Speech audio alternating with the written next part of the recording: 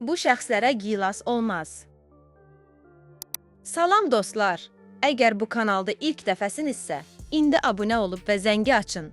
Çünki hər həftə belə həyati, sağlamlıq məlumatları paylaşırıq və heç birini qaçırmaq istəməzsən.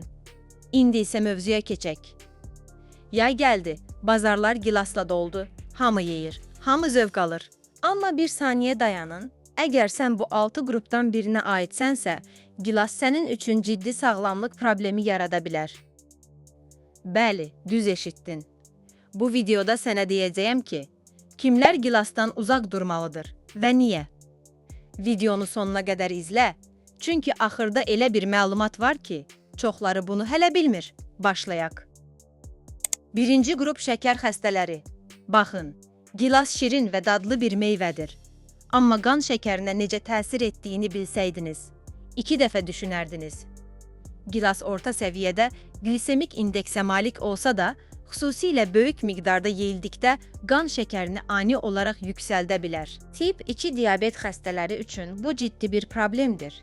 Bədən şəkəri tənzimləyə bilmədikdə, gilasdan gələn təbii şəkər belə zərərli ola bilər. Əgər şəkər xəstəsisinizsə və gilas yeməyi sevirsinizsə, mütləq həkiminizlə məsləhətləşin.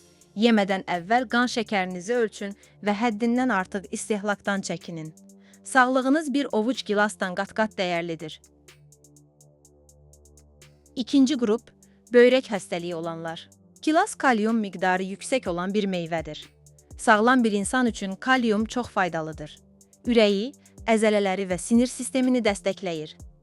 Amma böyrəkləri düzgün işləməyən biri üçün vəziyyət tamam fərqlidir.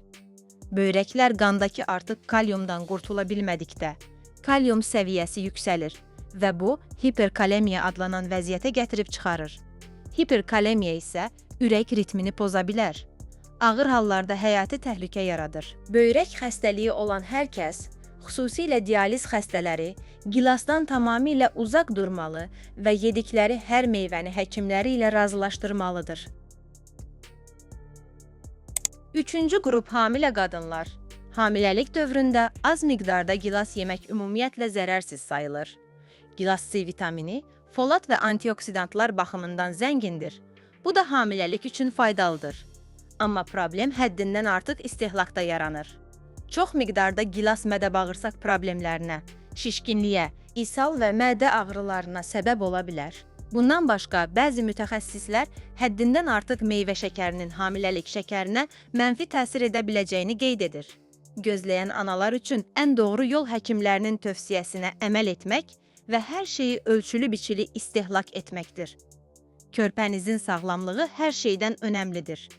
Dördüncü qrup allergiyası olanlar. Bu qrup çox vaxt diqqətdən qaçır.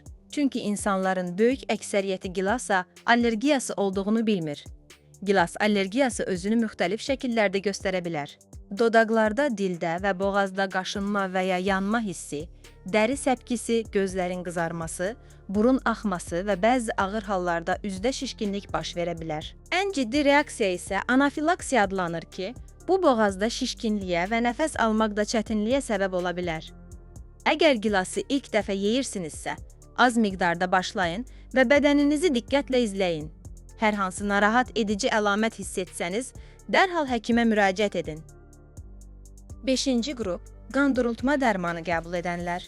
Bu ən az bilinən, amma ən vacib məlumatlardan biridir. Warfarin, aspirin və ya oxşar qan durultma dərmanları qəbul edənlər üçün gilas ciddi bir problem ola bilər.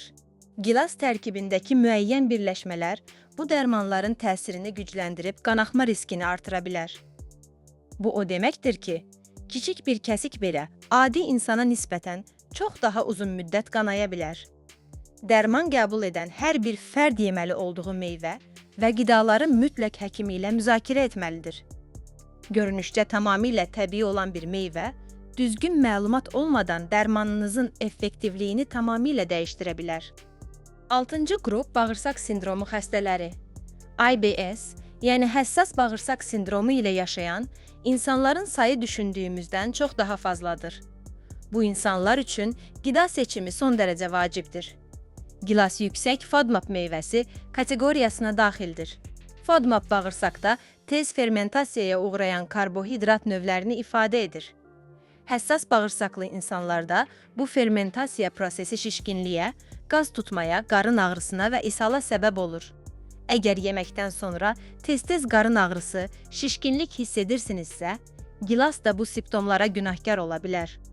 Gastroenteroloq ilə məsləhətləşmək və FODMAP pəhrizini araşdırmaq bu xəstələr üçün həyat keyfiyyətini əhəmiyyətli dərəcədə artıra bilər. Dostlar, gilas əsl bir sağlamlıq xəzinəsidir. Antioksidantlarla doludur, iltihabı azaldır, ürəyi qoruyur. Amma gördüyünüz kimi hər kəs üçün eyni deyil. Bədəninizi tanıyın. Xəstəliyiniz varsa, həkiminizlə məsləhətləşin. Sevdiklərinizi də bu məlumatdan xəbərdar edin. Bu videonu ailənizlə, dostlarınızla paylaşın. Çünki bəlkə bu məlumat bir nəfərin sağlığını qoruyar. Bəli, gilas bəzi insanlar üçün problem yarada bilər.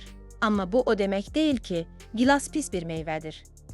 Əksinə, sağlam insanlar üçün gilas əsl bir xəzinədir. Və indi sizə bunun niyə belə olduğunu izah edəcəyəm. Gilasın ən böyük xüsusiyyətlərindən biri iltihabla mübarizə aparmasıdır. Tərkibindəki antosianinlər, yəni gilasa O, qırmızı rəngi verən birləşmələr, bədəndəki iltihabı güclü şəkildə azaldır. Bu xüsusiyyəti sayəsində gilas oynaq ağrıları, artrit xəstəliyi ilə mübarizədə təbii bir köməkçiyə çevrilir. Bəzi tədqiqatlar göstərir ki, gilas şirəsi düzənli içildikdə oynaq ağrılarını əhəmiyyətli dərəcədə azaldır.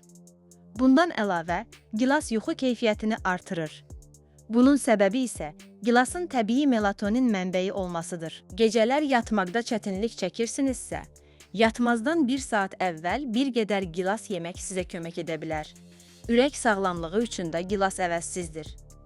Qan təzyiqini tənzimləməyə kömək edir. Pis xolesterolu azaldır və damarları qoruyur. İdmançılar arasında da gilas çox populyardır. Çünki məşqdən sonra əzələ ağrılarını sürətlə azaldır və bərpanı sürətləndirir. Gördüyünüz kimi, gilas düzgün insan üçün yediyinin dəfəsini verir.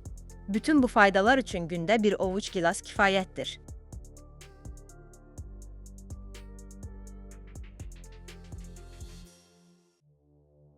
Bizi izlədiyiniz üçün təşəkkür edirik. Növbəti videoda görüşənədək sağlıqla qalın.